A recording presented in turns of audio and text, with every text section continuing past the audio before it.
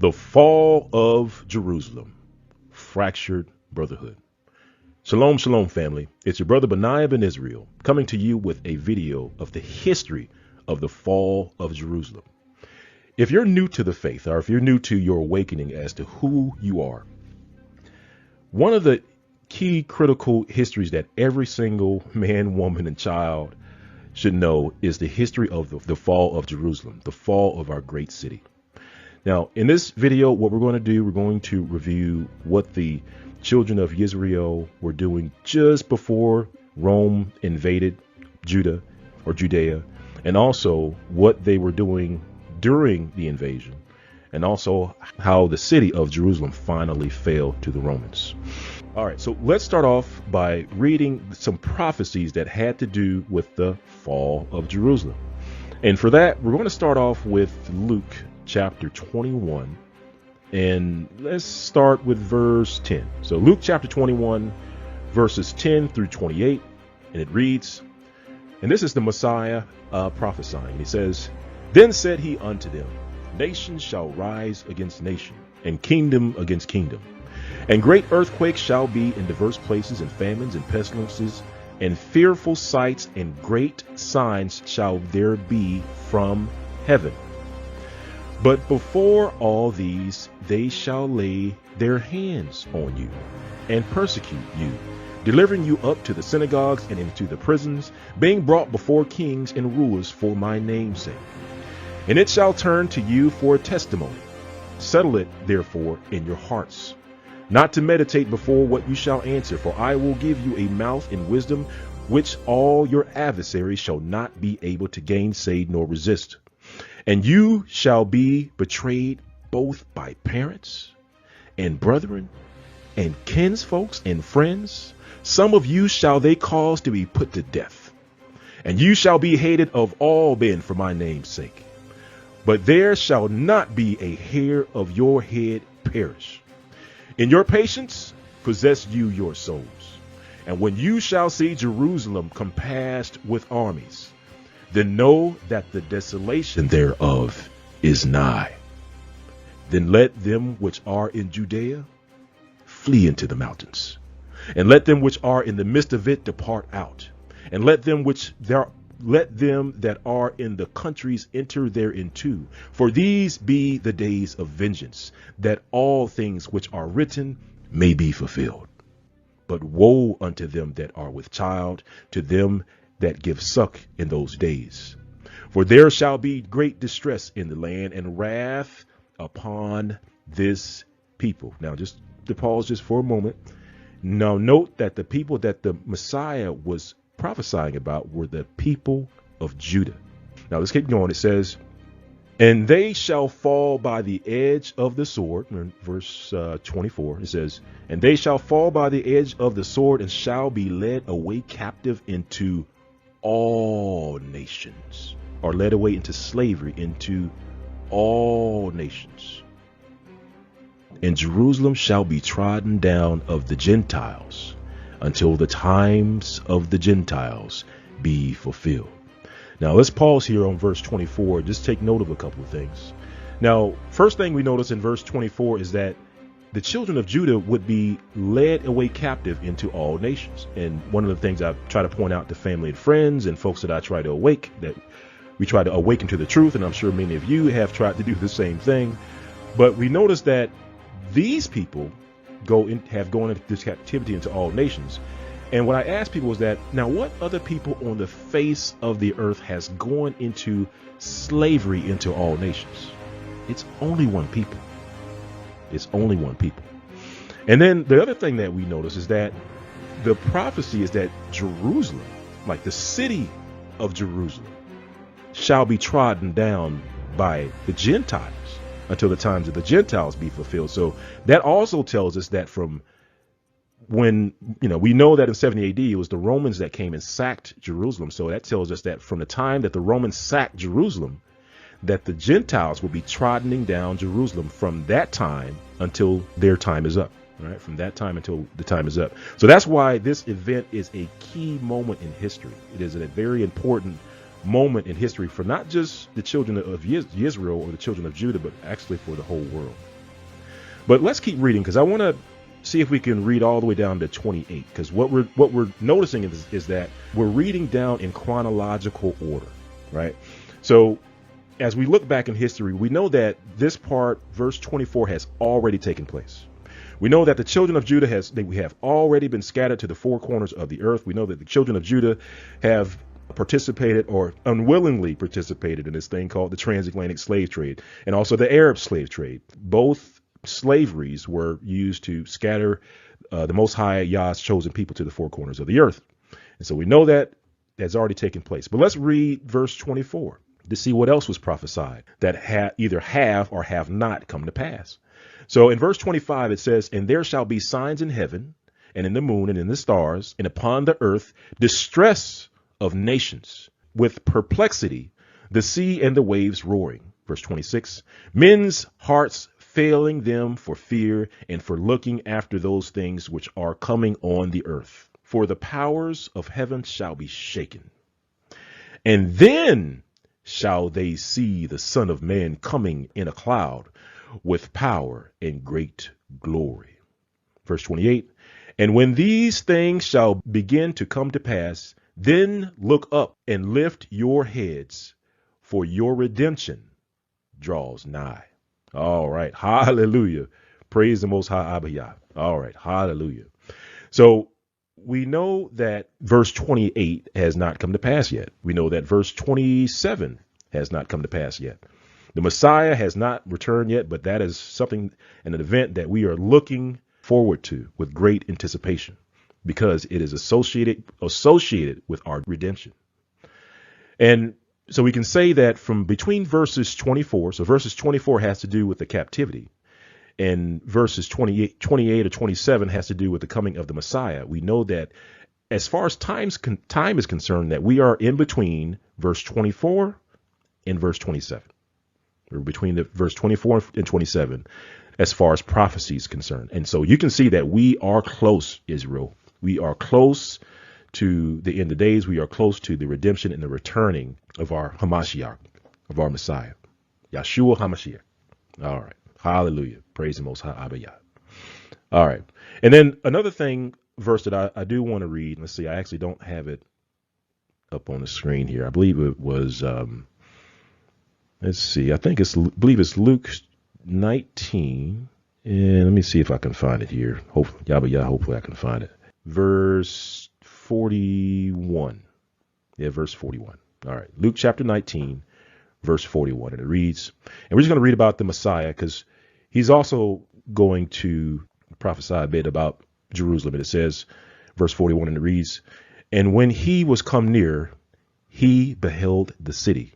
This is referring to the city of Jerusalem, "and wept over it, saying, If thou hadst known, even thou, at least in this thy day, the things which belong unto your peace. But now they are hid from your eyes, for the days shall come upon thee, that your enemies shall cast a trench about you, and compass thee round about, and keep thee on every side, and shall lay thee even with the ground, and the children within thee, and they shall not leave in thee one stone upon another, because thou knewest not the time of thy visitation. So we can see that the Messiah, he's weeping and he's looking at Jerusalem and he's prophesying. He's prophesying that a trench will be made around Israel and that it would be dug up. It would be laid even to the ground, and that not one stone would be laid upon another. And Yah willing, in this history lesson, what we are going to see is that that actually did come to pass. And we're going to look at that. We're going to look at some maps of that as well. All right. So first things first, now that we've read some of the prophecies, we know what to expect. I like to go into the description of Judah at the time. All right. Because, there's some confusion as to what Judah looked like at the time. And that has to do with some imposters that are running around today. But let's do this. So there's a couple of historians that were around, around 70 AD, right, around this time frame. One, of course, is Josephus, and we're actually going to read quite a bit about Josephus. And the other is Tacitus. So Tacitus is a Roman historian, and he too writes about the description of the children of Israel, or the children of Judah. And what Tacitus does is that he writes about 70 AD, and then as he's writing about it, he goes into talking about the different ideas as far as like, where did Israel come from? Like, what's the ethnic origin of the children of Israel? And one of the ideas that people had was, and I have it highlighted on the screen, it reads, many again say that they are or were a race of Ethiopian origin. So in other words, the thought was that Israel originated from Ethiopia, that they originated from Ethiopia, who in the time of King Cephas, they were driven by fear and hatred. All right. So Tacitus shows us that even back during the time of the fall of Jerusalem, that some believe that the children of Judah were of an Ethiopian origin. So, of course, it kind of goes without saying, if people believe that they were of Ethiopian origin, then they looked African. They do have more references. So I'm just going to show you just a quick reference. This reference comes from 1859. And hopefully you can see the reference there on your screen. And in this one, we're going to drop all the way down to the bottom where it reads, there are some Jews still lingering in the valleys of the Jordan, having been oppressed by the successive conquerors of Syria for ages, a low race of people, and described by trustworthy travelers as being as black as any of the Ethiopian races. All right.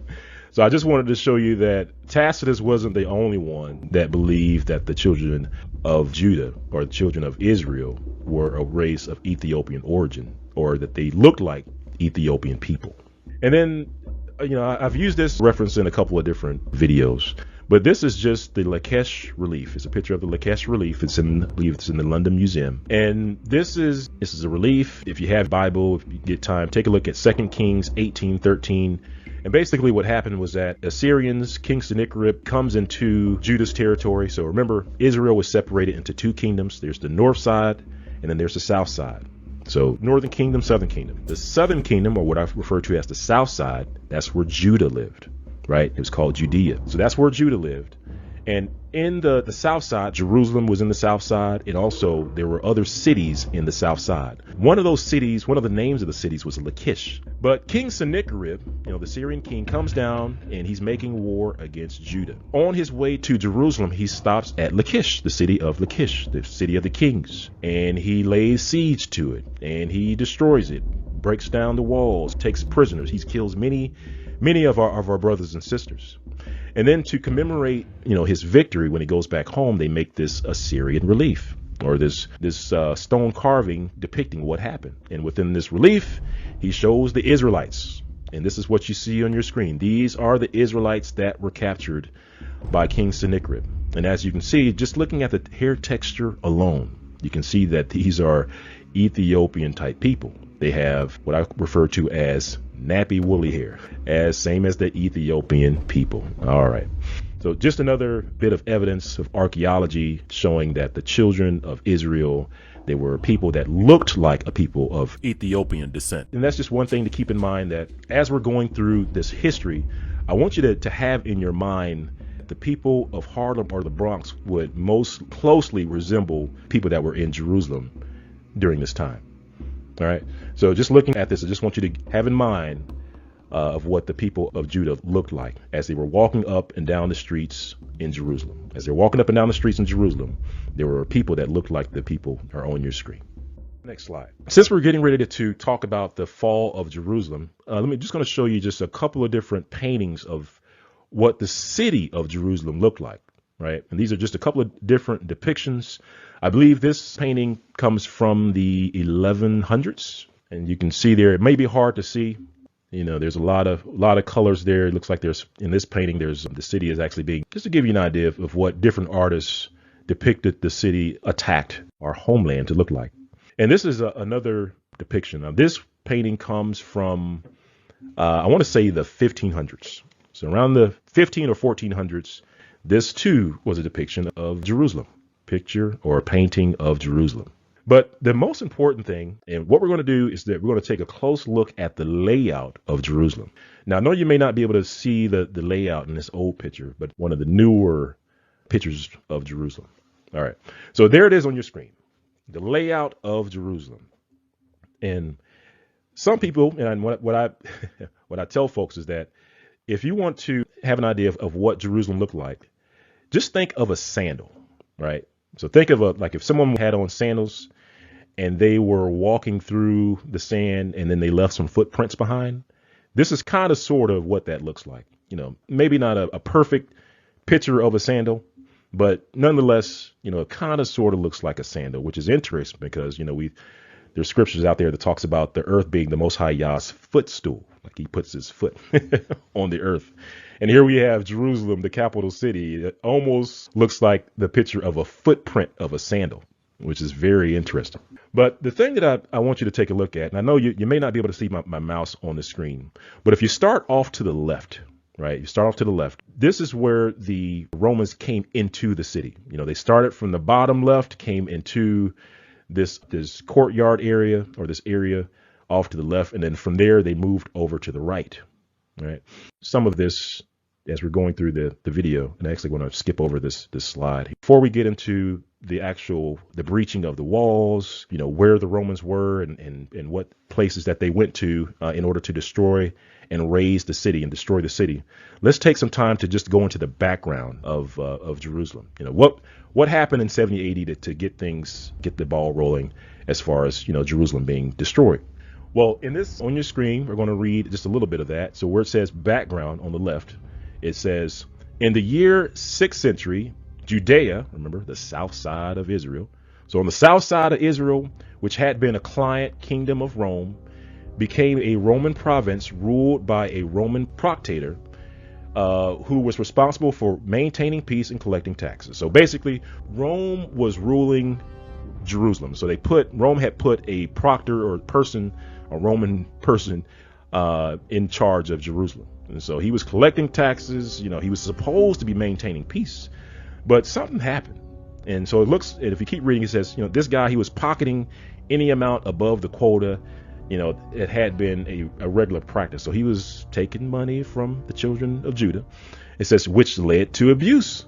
It says tension rose when Rome took over the appointment of the high priest. So strike one, Rome started assigning the high priest for Israel. So that was strike one. So, but let's keep reading because a few other things happened which caused problems for the people of Israel and which caused them to react. Then that is what caused Rome to react. So Rome did strike one. They assigned a high priest. And then it says in 39 CE, it says Emperor Caligula declared himself a god and ordered his statue to be set up in temples throughout the empire. So strike two. So Rome put this Caesar Borgia looking guy, his painting or his depiction in the temple, right? They put it in the temple. That was strike two. And then let's read what else happened. Let's read about strike three. Okay. And it reads, it says, so there was a city called Caesarea, and it was actually in Syria, which is interesting because right now in Syria, there's a whole lot of drama going on in Syria with Kurds and ISIS. They're fighting over Syria, but in reality, that's really that's really our land. What caused the issue in 70 AD had to do with Caesarea, right? And it says the Jews and the Syrians concerning Caesarea, which was situated in the confines of Syria and Judea. It says the Jews maintained that the city belonged to them because it was built by Herod, their king, while the Syrians pretended that it had always been considered as a Grecian city. So basically you have the Jews on one side saying, no, this is our city. And then you had the Syrians saying, no, this is our city, right? So it went back and forth. There was tension. Folks were, each side was they were arming themselves. So what they did was that they sent the matter to Rome. They sent it to the emperor to plead their case. And something happens. It says the affair hung in suspense till this period when Nero, Emperor Nero, decided it against the Jews. So basically, Emperor Nero said that, no, you know what? This city belongs to Syria. Well, that was strike three. By this time, our people had had enough. And as it reads, it says, this event was the immediate cause of the fatal war with the Romans. So that's why our forefathers started the event or the war with the Romans. Because one, they messed with the high priests. They started assigning the high priests. Two, they put the Caesar Borgia depiction dude in the temple, and they said you had to worship it. And then three, they took away the city of Caesarea and said it belonged to the Syrians. So at that point, our people had had enough, and they started fighting with the Romans, right? And it says the fatal war with the Romans, which proved the most desperate of any record in history. It says, and terminated in the destruction of Jerusalem. It says the decree of the emperor was no sooner published than the Jews in all parts of the country took up arms. All right. So now what you're seeing is that you're seeing what caused it all, what kicked things off, so to speak. But there's a guy that was around during that time, and his name was Josephus, and you may be familiar with him. Josephus was he's a historian that a lot of people quote when it comes to trying to recount history. But Josephus was around during that time, but you may not know that Josephus, he was a priest and of a considerable rank, but he was also a governor. So when all this kicked off, Josephus was a governor. He was a governor of the two Galilees, right? And also what happened, Emperor Nero, he sends his General Vespasian, he was a general in his 50s, to go and squash this resurrection that was occurring in Israel. So Vespasian comes, he sends his General Vespasian. So Vespasian is coming, and as Vespasian, he's coming through, he's making his way methodically through Israel. It's not as though he came directly to Jerusalem. No, he came into Israel and he methodically started destroying one city after another, one village after another. And as he's doing this, he eventually comes to the cities or the territory where Josephus is. So Josephus, at this point, he's fighting. I say that he's fighting for the blue team. He's on the Israel side, right? Vespasian, he wins, or he, destroys the place where Josephus was. But Josephus, he actually escapes, and it says Josephus was among the prisoners, and it actually tells us how he became a prisoner. It says he had escaped the general massacre by flying from the midst of his enemies, and with 40 of his bravest men concealed himself in a deep cavern. His retreat was discovered to Vespasian. So Josephus goes and he hides. He's hiding with his men. Vespasian, finds him and discovers him. But it says that the famous general sent to offer him life upon honorable conditions. So basically, Vespasian decided not to kill him. He gave him an option, right? He gave him an option. And so actually, Josephus was going to take him up on the offer. But unfortunately, the men but the men, they rebuked Josephus for it. They said they would rather die in order to surrender to the Romans. So what they decided to do, they took a death pact. and they took a death pact. They decided to kill themselves.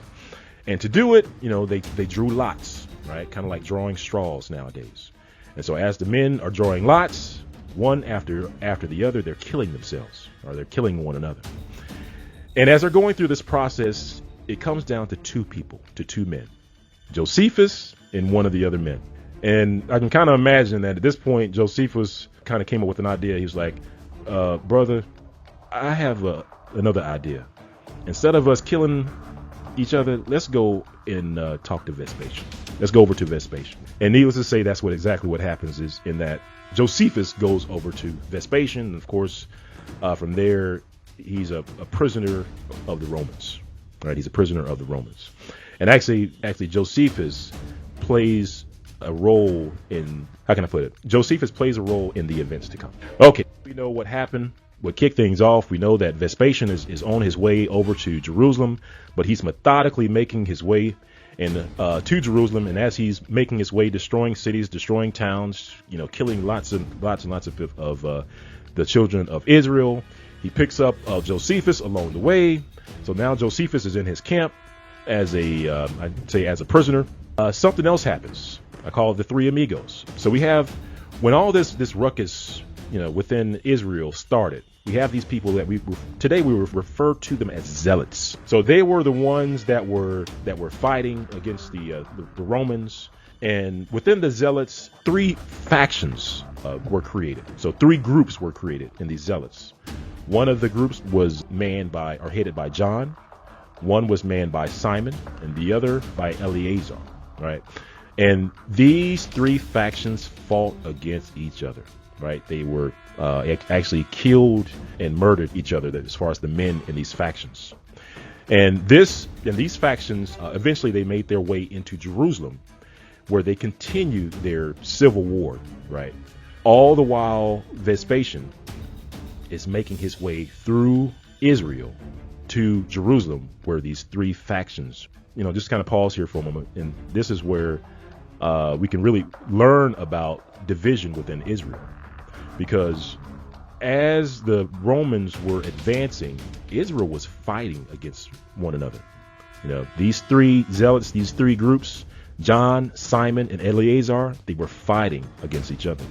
And let's read about it, because actually the Romans saw that and they took advantage of it.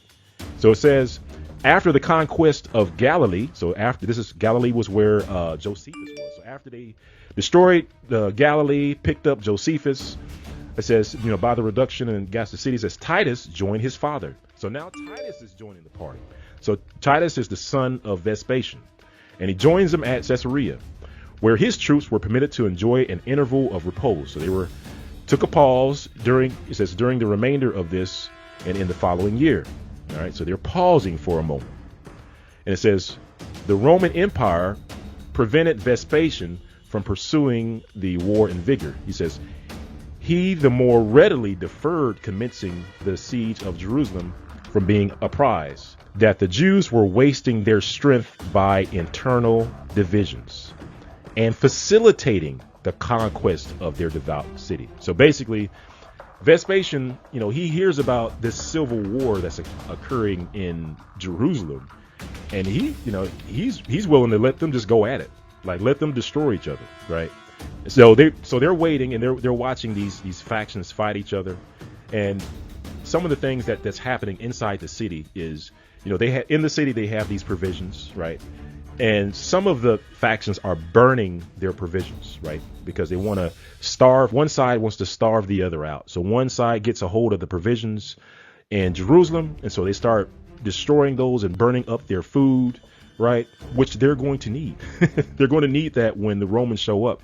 But they're too busy fighting each other that they're not preparing. They're not working together. They're not fortifying their walls. They're not building towers, none of that. They're fighting each other. They're fighting each other. Our next slide, and it says, at a time when a formidable army was rapidly advancing, the Jews were assembling from all parts to keep the Passover. All right. So another important part was that this was during Passover. As the Romans, as Vespasian and Titus now, who joined his father, as they were approaching Jerusalem, all the Hebrews, or all the the Israelites, were coming into Jerusalem from all over these different countries, right?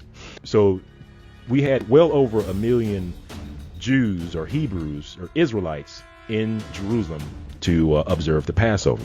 We had more than enough people in Jerusalem to defend the city, but they were too busy fighting, right? They were too busy fighting. And also another thing to keep in mind is that, so this is Passover, this is a Moed, right? This is an appointed time, this is an appointed feast day, right? When the Most High visits his people, right? And what you're going to see is the Romans, who don't believe, they don't believe in the Most High, they don't believe in the Elohim of Israel, they actually see something that they note in their books. And this is actually noted in multiple sources, and we're going to read it. So far, we learned that, strike one, it took Rome, assigned a high priest.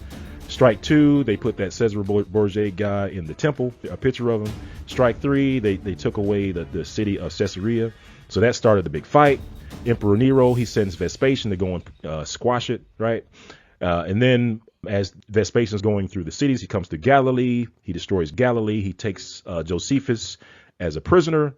Meanwhile, in Israel, we have those three factions fighting amongst each other, having a civil war. They take that into Jerusalem, and where they are still fighting each other, they're burning up the provisions. They're doing the opposite of preparing for this massive army that's coming to destroy everybody. They're coming to destroy everybody. But Israel, they're too busy fighting amongst each other. All right. So now that we've set that stage, one of the things that the people of Israel in Jerusalem believed that the Most High had his hedge of protection around the city. So they thought that there's no way that these heathens are going to be able to conquer this city. There's no way that the Romans would be able to conquer it, because they had the protection of the Most High Yah. Well, let's take a look at the scriptures that deal with the hedge, right? This hedge. So for that, let's jump over to the book of Isaiah. So let's go to Isaiah and chapter 5. So Isaiah chapter 5, and on the screen there you can see it says verses 1 through 13. So Isaiah chapter 5, verse 1 through 13, and it reads, "Now will I sing to my well-beloved a song of my beloved touching his vineyard. My well-beloved has a vineyard in a very fruitful hill, and he fenced it and gathered out the stones thereof and planted it in the choicest vines, and built a tower in the midst of it, and also made a winepress therein, and he looked that it should bring forth grapes, and it brought forth wild grapes. And now, O inhabitants of Jerusalem and men of Judah, judge, I pray you, between me and my vineyard. What could have been done more to my vineyard that I have not done? Wherefore, when I looked that it should bring forth grapes, brought it forth wild grapes. And now I will tell you what I will do to my vineyard." So this is what the Most High is saying that he's going to do to his own vineyard. And it says, "I will take away the hedge thereof, and it shall be eaten up, and break down the wall thereof, and it shall be trodden down. And I will lay it waste, and it shall not be pruned nor digged, but there shall come up briars and thorns, and I will also command the clouds that they rain no more, or no rain upon it. For the vineyard of Yah of hosts is the house of Israel, and the men of Judah his pleasant plant. And he looked for judgment, but behold, oppression, for righteousness. But behold, a cry." Verse 8, "Woe unto them that join house to house, that lay field to field, till there be no place, that they may be placed alone in the midst of the earth. And mine ears, saith Yah of hosts, of a truth many houses shall be desolate, even great and fair, without an habitation. Yea, 10 acres of vineyard shall yield one bath, and the seed of an omer shall yield an ephah." Verse 11, "Woe unto them that rise up early in the morning, and that they may follow strong drink, that continue until night, till wine inflame them. Verse 12. And the harp and the viol and the tabret and pipe and wine are in their feast, but they regard not the work of Yah, neither consider the operations of his hands. And then last but not least, verse 13, it says, therefore my people are gone into captivity, because they have no knowledge, and their honorable men are famished, and their multitude drieth up with thirst. All right. Well, there's a precept for knowledge, and knowledge is actually the word of the Most High. So this is actually saying that they don't have knowledge. They don't have the word of the Most High. But he's telling them that he's taken away the hedge. And as you can see in Isaiah 5, that the hedge gets taken away. And then in verse 13, it says, therefore my people are going into captivity. So it was the Most High that took away the hedge, right? The hedge was taken away, and the people captivity. All right. So, and this is what happened. As we said, that this was during the time of Passover, and this was during a moed, during an appointed time when the Most High come in to visit his people. And it's interesting because during this time, the Romans saw something. So as they're approaching the city, as they came to the city, they saw something, during this time of Passover. And we're going to read about it. And it says at the very last paragraph, and it says, prodigies or strange occurrences had occurred, which this nation, prone to superstition, by halting all religious rites, did not deem it lawful to expatiate by offering any sacrifice. All right, let's keep reading. It says, there had been seen hosts joining battle in the skies, the fiery gleam of arms, the temple illuminated by a sudden radiance from the clouds. The doors of the inner shrine were suddenly thrown open, and a voice of more than a mortal tone was heard to cry that the gods were departing. At the same instant, there was a mighty stir as of departure. Some few put a fearful meaning on these events, but in the most there was a firm persuasion that in the ancient records of their priests was contained a prediction of how at this time the East was to grow powerful and the rulers coming from Judea, right? So basically, Rome was there during the, this time of Passover, this time of visitation of the Most High. They're seeing these odd things occur in the sky, right? They're seeing swords in the sky. They're seeing light in the sky. They're seeing the temple, radiation of light lighting the temple, right? And then they're seeing something depart, right? They're seeing something depart, right? It's saying the gods or the Elohims were departing, right? So this is taking place just before the Romans came to sack the city. And actually, this had to take place before the Romans sacked the city. The hedge had to be removed, right? And let's see here. Let's go to, I want to read about where it says, Josephus, among other fearful prodigies, odd things, relates that before the rebellion, when a great multitude were assembled in Jerusalem at the Passover, at the Moed, right? The appointed time of visitation. So he sent Josephus, remember, he's there, he's seeing it for himself. So he's saying at the Passover, and he's being very specific, at the 9th hour of the night. So great a light shone round the altar and the temple that it seemed to be bright day. That a few days after the festival, before sunset, chariots and troops of soldiers in armor were seen passing through the clouds and surrounding cities, and that the priests going into the inner temple felt the place and trembled and heard a voice more than human crying, "Let us depart hence." This account was confirmed by Tacitus, the Roman historian, who says, so Tacitus, remember, Tacitus was there around the time that says, portents and prodigies, or odd things, announced the ruin of Jerusalem.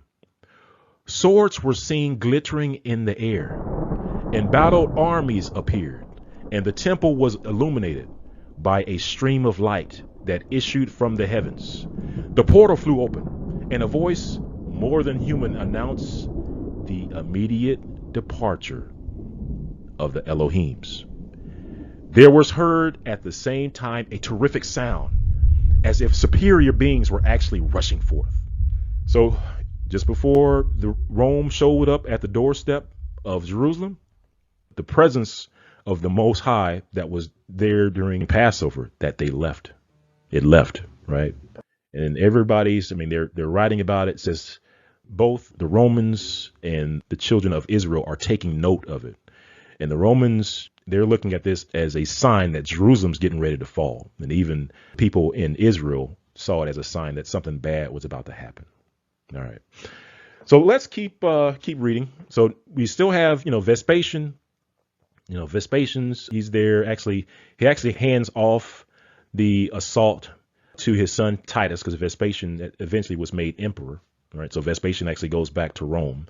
So Titus is there to actually do the dirty work of destroying Jerusalem. And it says, the sight of the Romans produced a temporary reconciliation among the contending factions.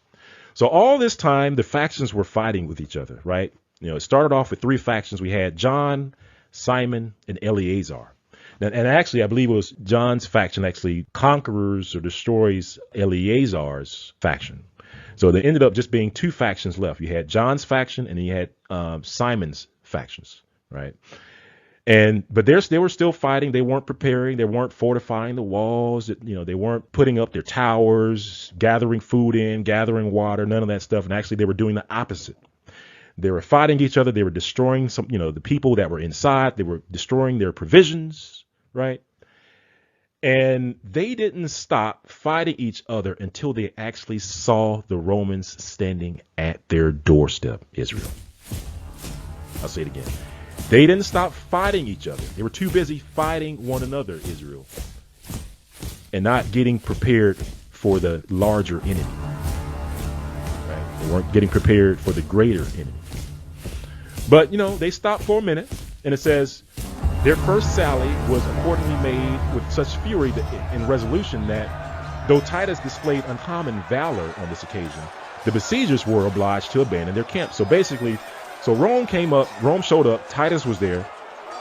Titus and his army, they attacked Jerusalem. The factions paused, they work together, and they go out and they meet Titus's army, and they actually repel them.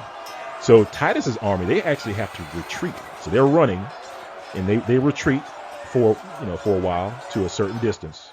But then it says, no sooner had the Jews a short interval of quiet from the foreign enemies than their civil disorders renewed. So basically, once the Jews had repelled Titus the first time, then they started back fighting with each other. They weren't fortifying the walls. They weren't putting up towers, gathering water, bringing provisions in. They were too busy fighting each other, right? Not realizing what the most important thing was, right? The most important thing was getting ready for the greater enemy outside, as opposed to fighting each other, right? The most important thing is getting ready for what's to come, as opposed to worrying about doctrine. They had lost sight of that, Israel. They had lost sight of that. Let's see what else happened. So they're fighting. They went back to fighting each other. And let's see what Titus is doing. He says the Romans, in the meantime, exert all their energy in making preparations for a powerful attack upon Jerusalem. Trees were cut down, houses were leveled, rocks cleft asunder, and valleys filled up. Towers were raised and battering rams erected, with other engines of destruction against the devout city. So you can see that the Romans, they were about that business. The Romans were getting ready to bring the pain to Jerusalem. But again, the people in Jerusalem, they weren't preparing. They were fighting. And keep reading. It says, after the offers of peace, which Titus had repeatedly sent by Josephus. So one thing I can say about Titus. Now, Titus, he tried to give the people in Jerusalem a chance, multiple chances. So he kept sending. So Josephus, who he took, when he conquered Galilee, so he took Josephus and he said, hey, Josephus, go and talk to your people. Go and see if they'll surrender. And of course, the zealots that were inside the city, John and Simon, they would not let the people do that. In fact, they told them the opposite, right?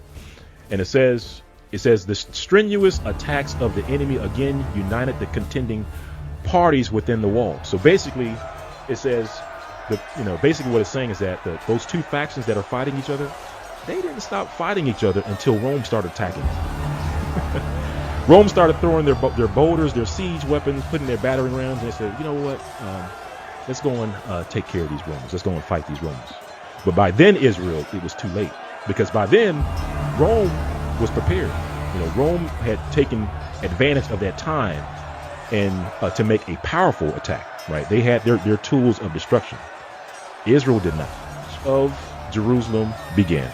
And it says the rebels were soon compelled to retire from the ponderous stones. So Rome's throwing their stones that they had opportunity to get while the factions were fighting each other. It says, which they threw from the towers. And just to kind of skip down a little bit, it says a breach was soon made in it, right? A breach was made in the wall, at which the Romans entered and encamped in the city while the Jews retreated behind the second wall. So I don't know if you guys ever watched Lord of the Rings. Basically, when Rome breached the city, I'm just going to scroll down a bit on this map. So on the bottom left, you'll see this is where Titus was, that square. And so Rome breached the city. That's the wall that Titus breached as he's coming into the city, right? And so this is the first enclosure that Rome enters, and you can see where it says the second wall, right? That's the second wall. And so, all right, so what happened for Rome to allow Rome to get across this second wall? Let's keep reading. So here's just another picture. And so on the bottom left, I don't have the arrows on here, but on the bottom left, Rome breached that first wall, and they were in the enclosure on the left, right? And then they started attacking the second wall, which is to the right. And here's a picture with arrows. Again, you can see them coming in on the left, getting into the first enclosure, and then trying to breach the second wall to get to the second enclosure. And it says the victors immediately advanced to the second wall and applied their engines and battering rams so furiously that one of the towers they had erected began to shake. And the Jews who occupied it perceived their impending ruin, set it on fire. So the Jews, they were in this tower and it was shaking, so they panicked and they set it on fire. But what happened was that tower fell across the wall. It fell across the second wall. It says the fall of this structure gave the Romans entrance into the second enclosure. So when that tower fell, it fell across the second wall, and which allowed the Romans to then come into the second wall. And at first, they were pushed back by the children of Israel, our forefathers that were in that second enclosure. But after a while, the Romans gained a foothold in the second enclosure. So Israel had to retreat behind the third and the inner wall. So there were multiple walls in Jerusalem. All right. So Titus he's making progress. He's actually inside. But again, let's say in Josephus, he's a historian. He's taking note. He's fully involved. He's trying to reach out to his brothers and sisters for them to surrender, to give up, to save the city, to save the temple. And it says Josephus, who was an eyewitness of the unparalleled sufferings of the Jews experienced during the siege of their metropolis, remarks, all the calamities that ever befell any nation since the beginning of the world were inferior to the miseries of his countrymen at this awful period. Right. So Josephus is seeing all this suffering. And one thing we're not really going into is the death that's occurring. There's a lot of death that's occurring. So as the armies are advancing, they're burning, they're maiming, they're killing as they go. And some of these references talks about the blood running down the streets like a river. But again, Titus, he's still trying to give the people in Jerusalem a chance.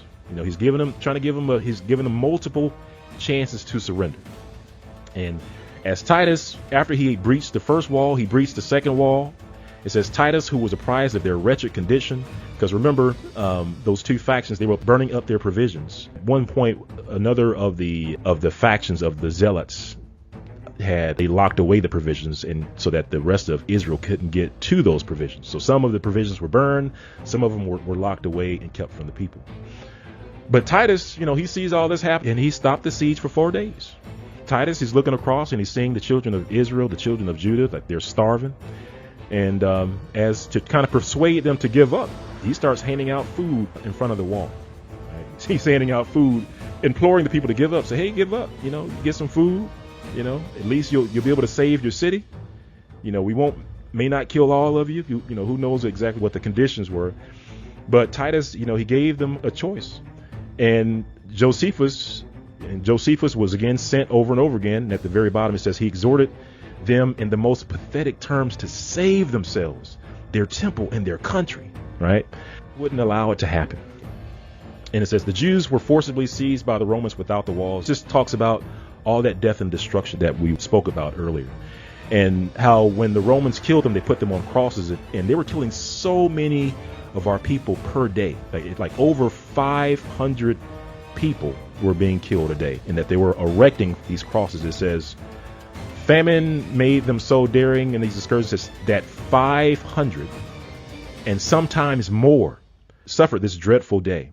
And on the day, on account of the number, Josephus observed that place was wanted they were crucifying them on crosses, over 500 a day. And I guess if you had to get a picture of what that looked like in the back of your mind, you could think of like a farm, like a cornfield. Like if you're looking over a cornfield and you have all those cornfields, right? That's what it looked like. It was so many crosses, it almost looked like a cornfield of death, right? And so it wasn't until after Rome gained entry past the second wall, that's when they decided to put a trench around the city, right? And it says they undertook the arduous task of enclosing the city with a strong wall in order to prevent the inhabitants from receiving succor from the adjacent country or eluding his vengeance by fight. Let's see how long this wall was. It says, such was the preserving spirit of the soldiers that in 3 days they enclosed the city by a wall nearly 5 miles in circuit. So that shows you that there had to be a lot of Roman soldiers in order to put up a wall in 3 days, 5 miles. Let's go back to our maps, because I want to show you where where the wall is, right? Where this wall or this enclosure that was created. So it's shown on the map in red. So this wall that you see in red is what was created to encircle the last remaining people. 2 says a siege wall is erected around the city to prevent escape. And that was done in early July, right? And just to show you, give you an idea of what that wall looked like, via pictures here.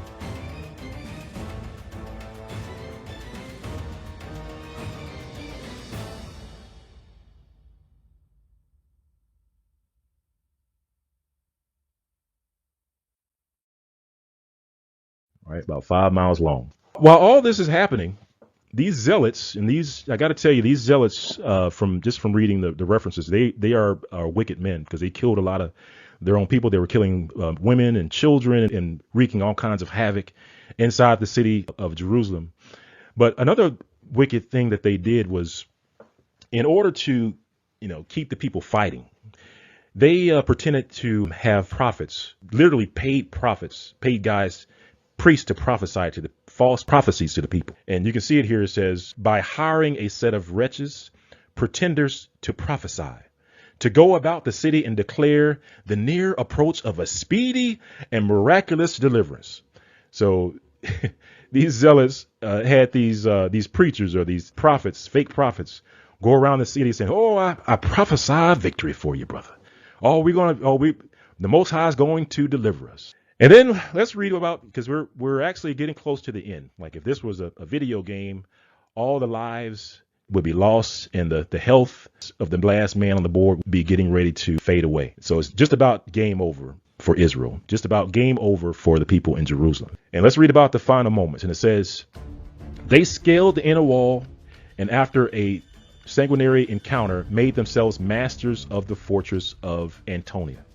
Still, however, not only the zealous, but many of the people were yet so blinded that though nothing was now left but the temple, and the Romans were making formidable preparation to batter it down. All right, so the temple had a wall of his own.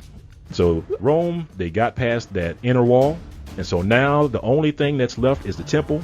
So you had some people, actually you had the temple, and to the right was the city, place where other houses and stuff were located. But they're now in the inner part. They're at the temple. They're trying to batter these fortifications down in order to get to the temple.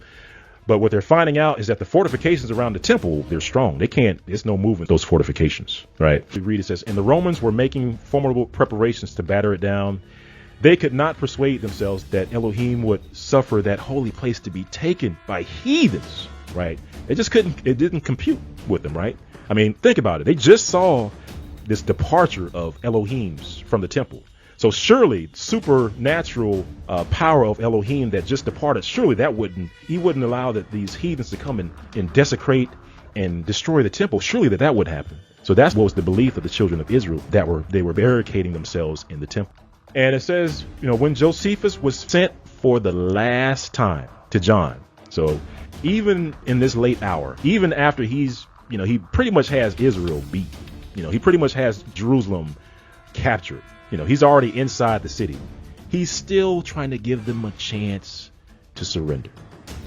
But John, he's one of those zealots, right? He's one of the men, these wicked men that was leading this uprising based off of his actions as far as what he did. He says, who commanded it in the temple.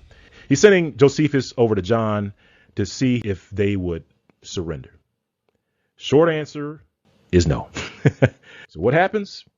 And just a quick note here says, on the 17th of July, the daily sacrifice ceased for the first time since its restoration by Judas Maccabees. So if you're familiar with the book of Maccabees, how during Maccabees, they reestablished the sacrifices at the temple when they retook Jerusalem back over. What this reference is saying is that, so sacrifices continued from the time of the Maccabees up until 70 AD. This is when it stopped. And it says the daily sacrifice ceased for the first time since its restoration, right? And you can see that it says at the very bottom, it says the Roman commander had determined in council not to burn the temple. So even the Roman commander did not want to burn the temple, but they weren't giving him a choice. And you'll see that I'll actually start at the top off where it says, but as the strength of the wall eluded the force of all his engines. So basically the wall around the temple, it wasn't budging. They weren't going to breach that. And it says his troops next endeavored to scale it. So they tried to climb it. They were repulsed. So they couldn't get past it with considerable loss. So they were losing men left and right as they were trying to scale this wall in order to get to the temple. It says when Titus found that his desire of saving the sacred building was likely to cost many lives, he set fire to the gates of the outer temple, which being plated with silver, it burnt all night. And the flame rapidly communicated or spread to the adjacent galleries and other things. And says Titus, who was still desirous of preserving the temple, caused the flames to be extinguished. All right, put it out. I don't want to destroy the temple. And it says, and appeased the clamors of his troops, who vehemently insisted on the necessity of razing it to the ground. So notice here that the people that Titus is commanding, that's causing all this death and destruction, his troops, basically, it was his troops that insisted on raising the temple to the ground. In other words, they insisted on digging this temple up. And we're going to actually read about this in scripture, because this points to, we can actually find out who these people are that are insisting that this temple be raised to the ground. And what you'll find is that it is a people that hate the Most High Yah, that they are the enemies of the children of Israel, right? They're the enemies of the children of Israel. So Titus, for a moment, he gets these troops of his that were insisting on raising the temple to the ground or burning it up. It says the uttermost exertions of Titus to save the temple were, however, ineffectual. And it says our Savior had foretold its total destruction. So it was prophecy had to be fulfilled one way or another. And his awful prediction was about to be accomplished. And now, says Josephus, the fatal day approached in the revolution of ages, the 10th of August, emphatically called the Day of Vengeance, in which the first temple had been destroyed by the king of Babylon. So on the same day that the first temple was destroyed by the king of Babylon, the second temple, or the temple during 70 AD, was destroyed on the same day. And this is how it happened. So while Titus was reposing himself in his pavilion, so while Titus, he's taking a break, he's relaxing in his pavilion, a Roman soldier. Remember, Titus had some Roman soldiers that were, they really wanted to burn this temple to the ground. All right. So this is kind of like the scene out of a movie where you just have this lone soldier and he's walking towards the temple without receiving any command. He sees some of the blazing material, and with the assistance of another soldier who raised him from the ground, he threw them through a window into one of the apartments that surrounded the sanctuary. And basically what happens is that the temple starts going up in flames. So Titus, he's kind of relaxing. He hears all this commotion. So it says, Titus, being awakened by the outcry, hastened to the spot and commanded his soldiers to exert themselves to the utmost to extinguish the fire. So this wasn't Titus that was doing this. This was the soldiers Titus were commanding that did this, that wanted to raise the temple to the ground. I'm stressing that because it's a specific people that did this. And it says he called, urged, threatened his men, but so great was the clamor and tumult that his entreaties and menaces were alike disregarded. The exasperated Romans resorted thither from the camp, or killing the Jews. So basically, temples going up, the soldiers, they're killing folks left and right. They're killing our forefathers left and right.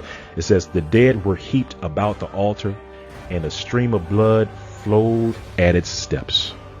Still, as the flames had not reached the inner part of the temple, as Titus with some of his chief officers entered into the sanctuary in the most holy place, which excited his astonishment and admiration.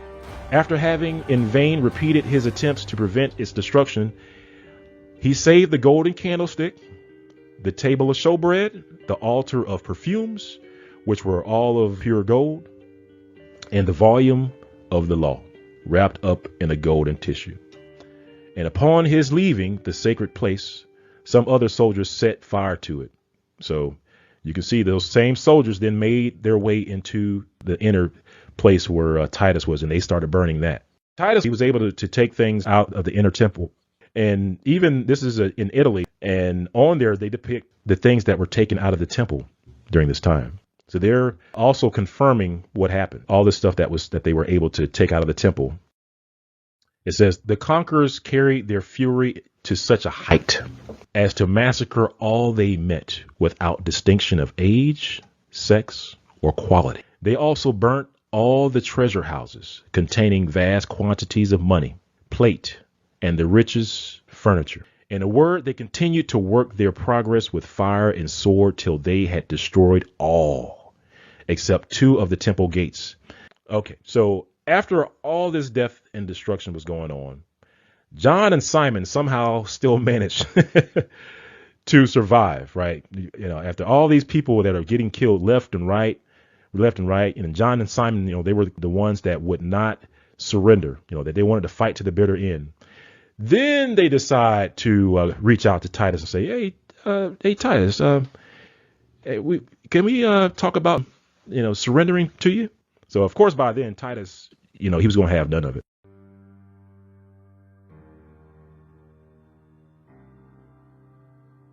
And it reads, the conquest of Jerusalem being now completed, the Romans placed their ensigns upon the walls with triumph. They next walked the streets with swords in their hands and killed all they met. Amidst the darkness of that awful night, fire was set to the remaining divisions of the city, and Jerusalem, wrapped in flames and bleeding on every side, sunk into utter ruin and destruction. And of how many people were killed, it says the number of those destroyed during the war, which lasted 7 years, is computed to have been 1,462,000. When the sword had returned to his scabbard for want of objects, it says, Titus commanded the whole city and the temple to be demolished. All right. And upon viewing the strength of the works, he exclaimed, "We have fought with the assistance of God.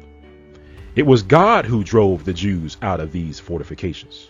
For what can the hands of man or the force of machines effect against these towers. So basically, as Titus is leaving, he's looking back, looking around, and he was like, it was God that did this. Because he was looking at the towers. He was like, there's no way that a man could conquer the city. There was no way that could happen. And of course, the key part, the civil war, the strife, the beef, the fighting amongst Israel, which caused that to happen. But just before we close this out, let's take a look, because, you know, I tried to stress that there was a people that participated in the destruction of Jerusalem, that they were most vehement as far as, you know, razing the temple, destroying the temple, and killing people and cutting them off as they were trying to escape. There was a certain people that did this, and we can actually find this in the scriptures as we first take a look at Psalms chapter 137, and we're going to start at verse 1, and it reads, "By the rivers of Babylon, there we sat down, yea, we wept when we remembered Zion. We hanged our harps upon the willows in the midst thereof. For there they that carried us away captive required us a song, and they that wasted us required of us mirth, saying, Sing us one of those songs of Zion. How shall we sing the Yah's song in a strange land? If I forget thee, O Jerusalem, let my right hand forget her cunning. If I do not remember thee, let my tongue cleave to the roof of my mouth. If I prefer not Jerusalem above my chief joy. Remember, O Yah, the children of Edom, in the day of Jerusalem, who said, raise it, even to the foundation thereof. So now we can see who it was that was shouting, raise it, burn it down, dig it up, even to this very foundation. It was Edom. And it says, then it also calls Edom, it says, verse 8, O daughter of Babylon, who art to be destroyed. Happy shall he be that rewarded thee, as thou hast rewarded us. Happy shall he be that taketh and dasheth thy little ones against the stones. We're learning that it was Edom or Esau that causing all this death and destruction, that in the army of Titus. So you see Titus, you know, at times he wanted to save the temple. He wanted to save Jerusalem. He wanted them to surrender. But there were people that was with him, that was with his army, that kept pushing for this destruction. All right. And as we see, it says, and this is from the book of Obadiah, chapter 1, verse 10. And it says, for thy violence against thy brother Jacob. This is talking about Edom or Esau. It says, for thy violence against thy brother Jacob, shame shall cover thee, and thou shalt be cut off forever. In the day that thou stoodest on the other side, and in the day that strangers carried away captive his forces, and foreigners entered into his gates. It says, and cast lots upon Jerusalem, even thou was as one of them.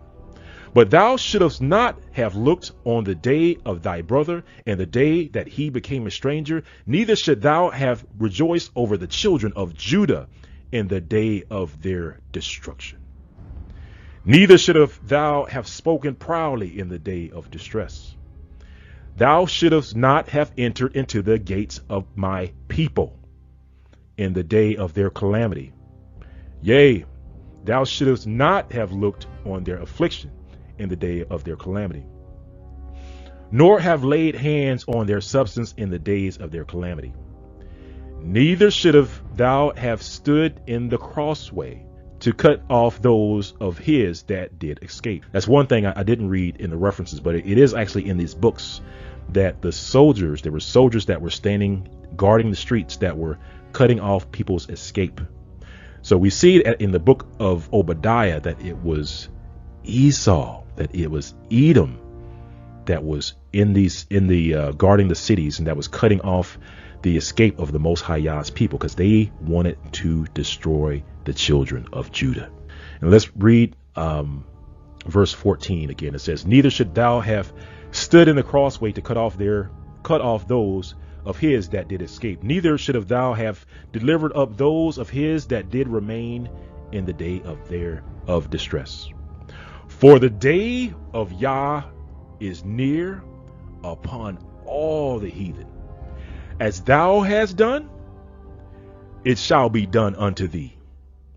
Thy reward shall return upon thy own head.